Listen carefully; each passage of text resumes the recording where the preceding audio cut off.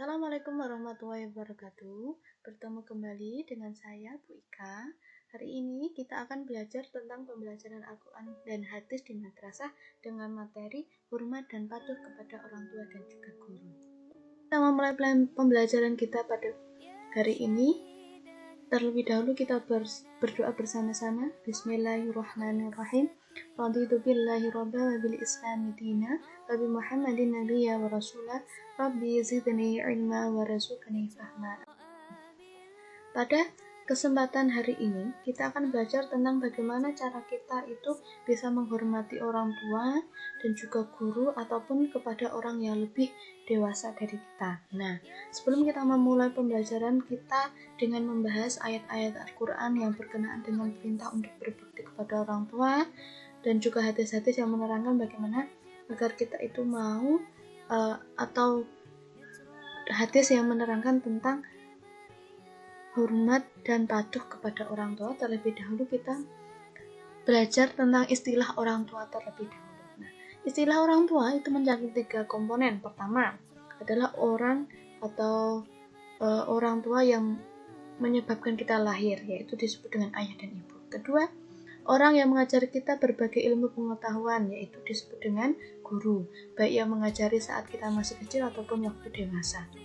Biasanya guru ini disebut sebagai orang tua rohani. Yang ketiga adalah orang yang menyebabkan pasangan kita lahir atau ibu mertua kita, bapak ibu mertua kita. Ketiga ini mencakup untuk istilah orang tua, wajib kita hormati karena jasa-jasanya yang sangat besar kepada kita ataupun kepada pasangan kita nantinya. Terdapat banyak kisah nyata tentang kesuksesan orang tua lantaran perilaku hormat dan patuh kepada orang tuanya. Tapi ada juga kisah nyata yang menceritakan tentang kegagalan seseorang karena perilaku durhakanya kepada orang tua. Tentu saja kita sebagai seorang muslim menginginkan kesuksesan, keselamatan, keberkahan dan lain sebagainya. Dan dari itu kita harus menghormati, mentaati, dan berbakti kepada orang tua. Karena orang tua bukan hanya orang yang melahirkan kita, tetapi juga orang yang mendidik kita, guru-guru kita, dan juga orang yang anaknya kita nikahi nanti atau mertua kita kelak ketika kita sudah menikah. Nah, ayat atau surat pertama yang akan kita bahas adalah surat Al-Isra ayat 23 dan 24. Saya bacakan ayatnya. Bismillahirrahmanirrahim. Wa qadha rabbuka alla ta'budu illa iyyahu wa bil walidaini ihsana imma yablughanna 'indaka al-kibara ahaduhuma aw kilahuma fala taqul lahumā uffin wa la tanharhumā wa qul lahumā qawlan karīmā واخفض لهما جناح الذل من الرحمة وقل رب ارحمهما كما ربياني صغيرا. Nah, pada ayat ini itu menjelaskan tentang bahwasanya Tuhanmu telah memerintahkan agar kamu jangan menyembah selain kepada Allah. Pertama. Kedua, hendaklah kita berbuat baik kepada orang tua atau bapak ibu kita. Jika salah seorang di antara keduanya telah tiada atau dua-duanya sudah lanjut usia, maka kita berkewajiban untuk memeliharanya. Dan maka sekali-kali janganlah engkau mengatakan kepada keduanya perkataan dan janganlah engkau membentak keduanya dan ucapkanlah kepada keduanya perkataan yang baik. Nah, pada ayat ke-23 ini dijelaskan bahwasanya kita itu diminta untuk tidak boleh menyembah selain kepada Allah. Artinya kita hanya boleh menyembah atau meminta sesuatu itu hanya kepada Allah. Kedua, kita harus berbuat baik kepada orang tua, dan apabila orang tua kita niku sudah berada di usia lanjut, maka kita sebagai seorang anak itu berkewajiban untuk memberikan perhatian, kasih sayang, dan juga menjaga orang tua sebagaimana mereka telah menjaga kita ketika kita masih kecil. Nah, ketika saat kita dalam masa di mana kita menjaga orang tua atau memelihara orang tua kita, maka tidak boleh sekali-kali kita itu mengucapkan perkataan yang kasar kepada orang tua.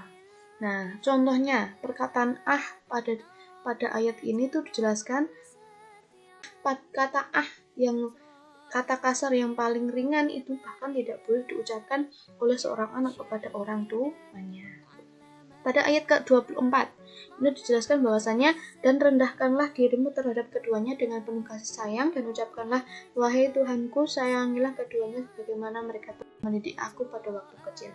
Artinya pada ayat ke-24 ini kita diminta untuk selalu mendoakan orang tua. Nah, kandungan surat Al-Isra ayat 23 sampai 24 itu berisi tentang perintah untuk menyembah Allah yang pertama, kedua berbuat baik kepada orang tua, ketiga perintah untuk bertutur kata yang baik, bersikap yang baik, dan berperilaku sopan santun kepada orang tua. Yang terakhir, perintah untuk selalu mendoakan orang tua kita. Selanjutnya yaitu Quran surat Luqman ayat 13 sampai 17. Bismillahirrahmanirrahim. وإذ قال لقمان لابنه وهو يعظه يا بني لا تشرك بالله إن الشرك لظلم عظيم ووصينا الإنسان بوالديه حملت أمه وحنا وعلى وحن وفصاله في عامين أن اشكر لي ولوالديك إلي المصير وإن جاهداك على أن تشرك بي ما ليس لك به علم فلا تطعهما وصحبهما في الدنيا معروفا واتبع سبيل من أناب إلي ثم إلي مرجعكم وأنبئكم بما كنتم تعملون يا بني إنها إن تكن مثقال حبة من خردل فتكن في صحراء أو في السماوات أو في الأرض يأتي بها الله إن الله لطيف خبير يا بني أقم الصلاة وأمر بالمعروف وانهى عن المنكر واصبر على ما أصابك إن ذلك من عزم الأمور. Pada surat Al-Luqman itu mengandung beberapa perintah untuk pertama, untuk mengesahkan Allah, tidak menyekutukannya, perintah berbuat baik kepada orang tua terutama kepada ibu. Yang kedua, perintah mentaati orang tua sepanjang tidak untuk berbuat maksiat dan menyekutukan Allah. Tiga, perintah untuk berbuat baik. Yang keempat, perintah menjalankan sholat, amar ma'ruf, nahi munkar, dan bersabar. Nah, yang selanjutnya kita akan baca tentang hadis riwayat dari Muslim.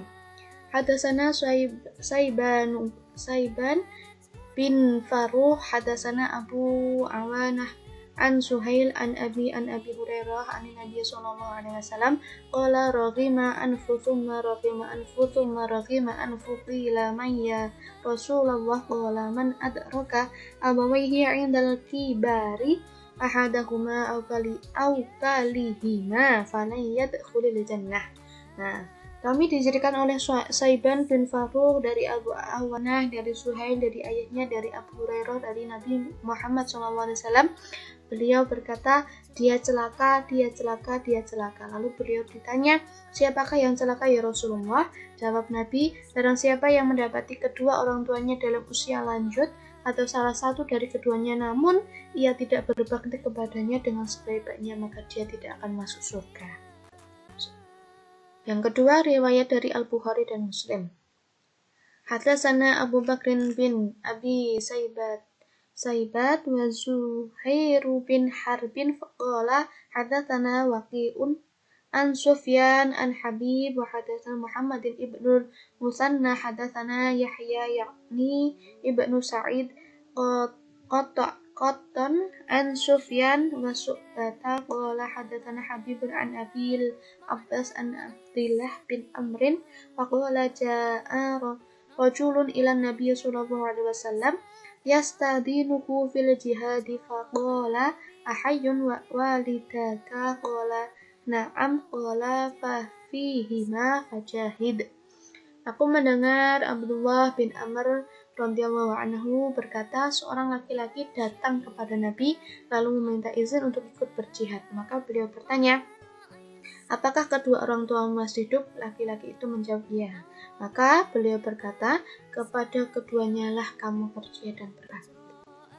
Nah, analisis dari kedua hadis tersebut itu hadis yang diriwayatkan oleh Imam Muslim disebut menjelaskan bahwa seorang akan celaka ketika tidak berbakti kepada orang tua. Kata dia celaka diulang oleh Rasulullah SAW sebanyak 3 kali, yang menunjukkan bahwa celaka akan benar-benar terjadi kepada orang yang tidak berbakti kepada orang tua. Hal ini juga menunjukkan betapa pentingnya berbakti kepada orang tua, terlebih lagi kepada kedua orang tua atau salah satu dari mereka masih hidup. Nah, adapun hadis dari riwayat Imam Bukhari dan Muslim menjelaskan bahwasanya berbakti kepada orang tua memiliki nilai pahala yang sangat besar. Bahkan nilai pahala berbakti kepada orang tua oleh Rasulullah SAW itu disamakan dengan nilai pahala jihad, berperang dan melawan kaum kafir. Nah, perilaku orang yang menghormati dan mematuhi orang tua dan juga guru salah satunya yang pertama, selalu beribadah kepada Allah dan tidak menyekutukannya. Yang kedua, selalu bersikap baik, berperilaku sopan kepada orang tua dan rasa penuh hormat dan memuliakannya. Yang ketiga, selalu mendoakan orang tua sebagai ungkapan terima kasih seorang anak kepada orang tuanya. Yang keempat, senantiasa menjalankan sholat, amar ma'ruf nahi mungkar, dan bersabar. Nah, untuk pertemuan kita kali ini, maka Bu Guru akan memberikan beberapa soal kepada kalian. Kerjakanlah soal berikut ini, dan lalu ketika tugas atau pengerjaannya sudah selesai, maka silahkan kirimkan melalui email berikut ini. Terima kasih atas perhatiannya. Kurang lebihnya mohon maaf. Sebelum kita akhiri pertemuan kita pada hari ini, marilah kita membaca hamdalah bersama-sama dan juga doa kafaratul majlis. Bismillahirrahmanirrahim. Alhamdulillahirabbil alamin. Subhanakallahumma wa bihamdika asyhadu an la ilaha illa anta astaghfiruka wa atubu ilaik. Wassalamualaikum warahmatullahi wabarakatuh.